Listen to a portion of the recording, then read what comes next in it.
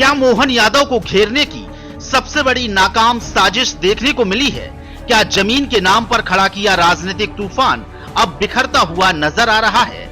और क्या मोहन यादव को निशाना बनाने निकले विरोधी अपने ही सवालों में उलझते हुए नजर आ रहे हैं? मध्य प्रदेश के भाजपा प्रदेश अध्यक्ष हेमंत खंडेवाल ने दस्तावेजों के साथ दावा प्रस्तुत किया है। उनकी पत्नी, पुत्र और परिवार वालों पर जो आरोप लगाए गए हैं वह तथ्यों की कसौटी पर खरे नहीं उतर रहे। आज कांग्रेस पार्टी के द्वारा हमारे लोकप्रिय मुख्यमंत्री मोहन यादव जी पे जो एक आरोप लगाए गए वो पूरी तरह गलत है। भ्रम की स्थिति पैदा करने का प्रयास कांग्रेस और उनके नेताओं के द्वारा किया जा रहा है। मैं समझता हूं कि इसमें बिल्कुल भी सच्चाई नहीं है। मैं बताना चाहता हूं कि हमारे मुख्यमंत्री के द्वारा जो 2023 में जो नामांकन उन्होंने दाखिल किया था, उस स्थिति में उनके पास 17 एकड़ की जो जमीन थी, जो आज उसमें कुछ भी परिवर्तन नहीं हुआ और वो 17 एकड़ की जमीन थी। उनकी पत्नी सीमा यादव के नाम से 12.29 एकड़ की जो जमीन थी, इसमें भी 2026 में कोई परिवर्तन नहीं हुआ। एक सिद्धि विनायक कंपनी जिसकी उस आरोप पे जिक्र किया गया, उसके पास 2023 में 68 एकड़ जमीन थी, जो जून में घट के मात्र 65 एकड़ रह गई। और इसमें भी मुख्यमंत्री के द्वारा 2017 में इसके डायरेक्टर के पद से इस्तीफा दे दिया गया। उनके पुत्र वैभव के पास भी 2023 के पूर्व 16 एकड़ जो जमीन थी, उनके मुख्यमंत्री बनने के बाद उसमें किसी तरह का कोई परिवर्तन नहीं आया और ये सारी जमीन मास्टर प्लान लागू होने के पहले की थी।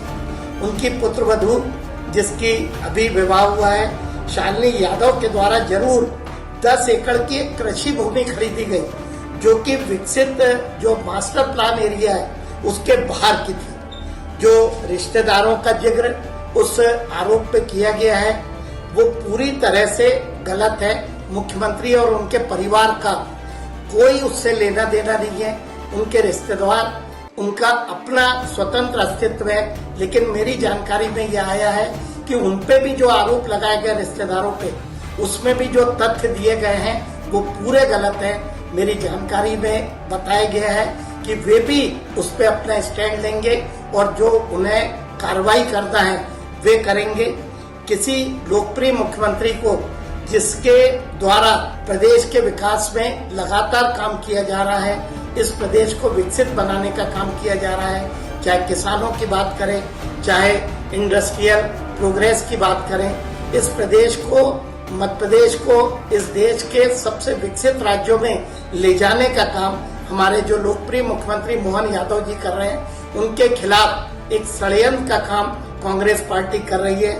मैं कांग्रेस पार्टी पे यह आरोप लगाना चाहता हूं कि जब जब एक पिछड़े वर्ग का मुख्यमंत्री इस प्रदेश को मिला, चाहे उमा भारती हो, चाहे शिवराज सिंह चौहान हो या हमारे मोहन यादव हो, उनके खिलाफ षड्यंत्र करके उनको कमजोर करने का काम कई लोगों के द्वारा किया गया। समाज के ठेकेदार जिन्हें प्रदेश में पिछड़े वर्ग का नेतृत्व स्वीकार नहीं होता, वे लगातार इस तरह के षड्यंत्र करते हैं और इस तरह एक लोकप्रिय मुख्यमंत्री को कमजोर करने का काम करते हैं। मैं पूरी विनम्रता के साथ, पूरी कड़ाई के साथ कांग्रेस के आरोपों का खंडन करता हूं और कांग्रेस को चुनौती देता हूं कि जब वो हमारे लोकप्रिय मुख्यमंत्री को जनता के द्वारा, उनके द्वारा जो विकास कार्य कर गए हैं उसमें नहीं पीछे कर पाए, तो उनके द्वारा इस तरह के षड्यंत्र करके हमारी सरकार को, मुख्यमंत्री को कमजोर करने का काम किया जा रहा है, जिसे इस प्रदेश की जनता कतई बर्दाश्त नहीं करेगी। बहरहाल साधारण परिवार से निकले मोहन यादव अगर शीर्ष पर पहुंच जाते हैं तो कई लोगों को खटकने भी लगते हैं। जिस पेड़ पर सबसे ज्यादा फल लगे होते हैं, पत्थर उन्हीं पर सबसे ज्यादा फेंके जाते हैं। लेकिन राजनीति है, अब बवंडर देखने को जरूर मिल रहा है।